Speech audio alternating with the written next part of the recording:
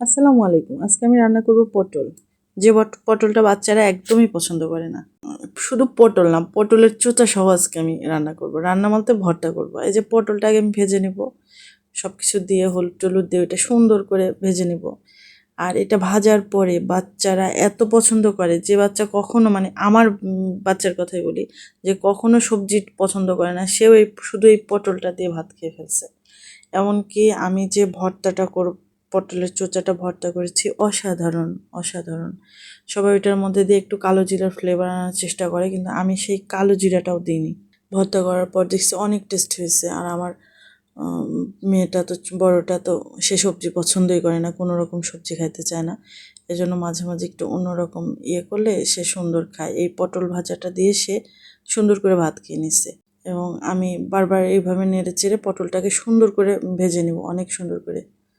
এর মধ্যে দিলাম হলো হলুদ, লবণ, জিরাটা অবশ্য দিইনি, হলুদ লবণ আর হলো একটু মরিচের গুঁড়া। এটা মানে যাদের একটু সমস্যা আছে গ্যাস ট্যাসের, তারা অবশ্য কাঁচা মরিচটাও ইউজ করতে পারে। তো আমি এখানে মরিচের গুঁড়া দিয়ে দিছি।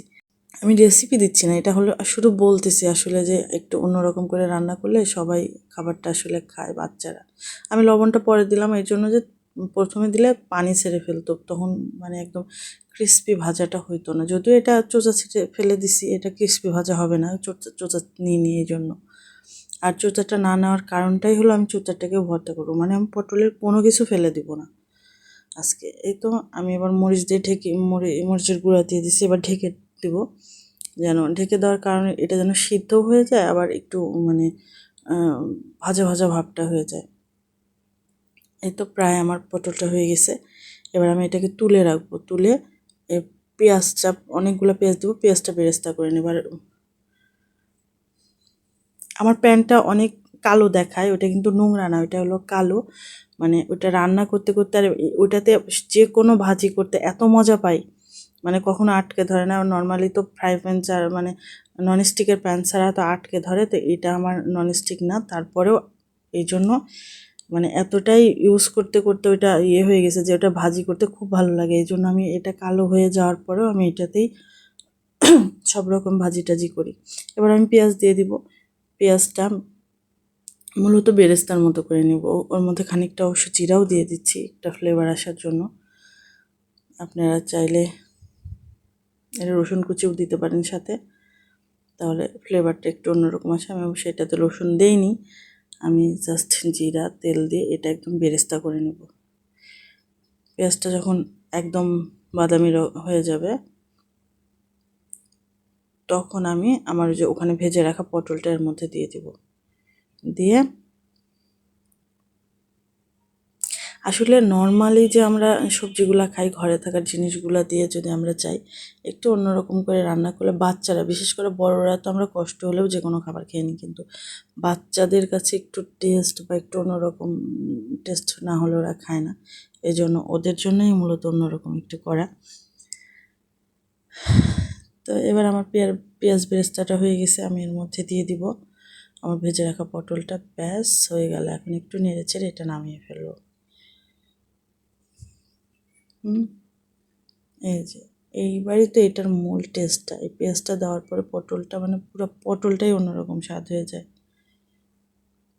আবার আপনারা মনে করবেন সামান্য পটল রান্না করে এত কিছু না, এইভাবে একটু রান্না করে খেয়ে দেখেন, বাচ্চারা বড়রা যেই হোক চেটেপুটে খেয়ে নেবে। অসাধারণ টেস্টের একটা খাবার।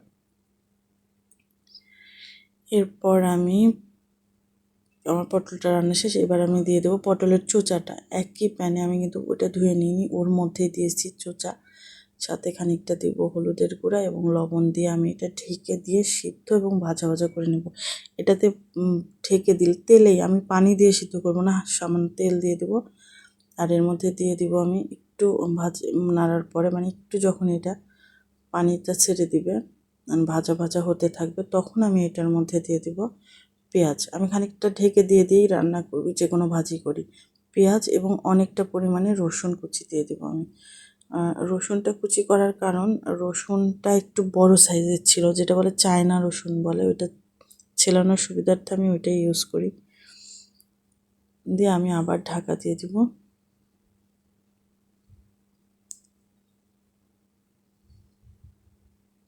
এখন দিয়ে দিলাম একটু জিরা, গোটা জিরা।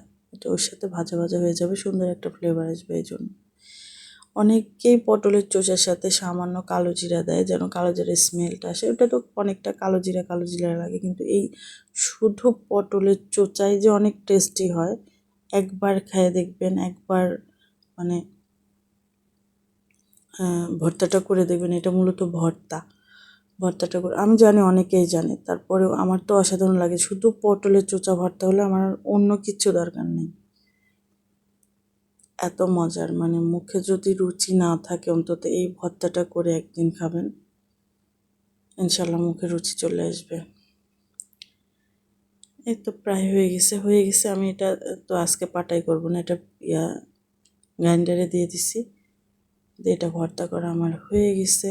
আর একটা ভর্তা করব আজকে, আমি করব হলো কাঁঠালের বিচি ভর্তা। মানে বাসায় যে নর্মাল জিনিসগুলো থাকে সেইগুলা দিয়েই আজকে আমি রেসিপি করে ফেলতেছি। মানে আমি ইচ্ছে করে যে একটু অন্যরকম খাই, তরকারি এটা সেটা তো খাওয়াই হয়।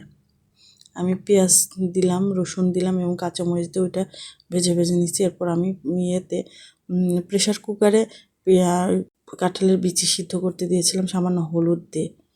এই তো 3টা কি 4টা সিটি দিয়ে নিলেই প্রেশার কুকারে কাঁঠালের বিচিটা সিদ্ধ হয়ে যায়।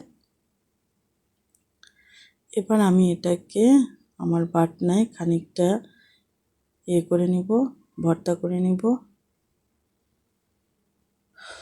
আর কাঁঠালের বিচিগুলো প্রেশার কুকারে দেওয়ার জন্য অনেকটাই নরম হয়ে গেছে। আর খানিকটা লবণ দিয়ে আমি এটা গরম গরম থাকতেই ভর্তা করতে হবে, কারণ কাঁঠালের বিচি শক্ত হয়ে গেলে, মানে ঠান্ডা হয়ে গেলে অনেকটাই শক্ত হয়ে যায়, তখন ভর্তা করতে একটু সমস্যা হয়। আর কিন্তু গরম গরম থাকতে এটা যদি একটু করা যায়, ভর্তাটা অনেক মিহি হয়ে যায়। আর সবাই শিলনোড়াতে এটা ভর্তা করে, সেটা খাওয়ার জন্য। আমি মূলত এটা দিয়ে একটু মানে কাঁঠালের বিচির কাকলেট বানাবো, যেটা খেতে অসাধারণ। আমার ভর্তাটা হয়ে গেছে। এখন আমি আপনার যে কোনো শেপ, সেটা চারকোনা হোক, গোল হোক, যে হোক, টিপে সেই শেপ দিয়ে নিয়ে এটা ডুবো তেলে ভাজা যাবে না, হালকা তেলে, বেশি সময় লাগবে না, একটুখানি 1-2 মিনিট মতো ভেজে নিলেই হয়ে গেল।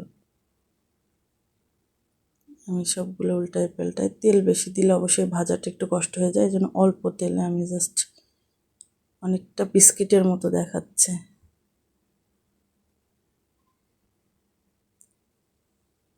এটা সময় লাগে না, 2 মিনিট হলেই এটা ভাজা হয়ে যায়, জাস্ট 2 মিনিট।